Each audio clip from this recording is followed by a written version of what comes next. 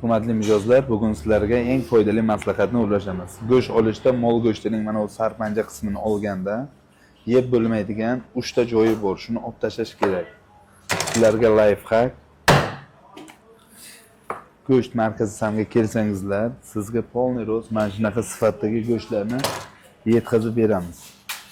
Buning uchun mana qassob go'shtni kesganda o'rtasiga yeb bo'lmaydigan 3 ta joyi bor. Operator yaqinlashdim. Birinchi ochilib, mana soch o'sar. Yeganda hazm bo'lmaydigan narsa bu. Buni olib tashlash kerak. Go'shtga borganingizda oldirasizlar. Ikkinchi narsa, mana tog'oyak degan narsa mana. Bu narsani oldirish kerak. Buni ham yeb bo'lmaydi, hurmatli obunachilar. Bu hazm bo'lmaydigan narsa.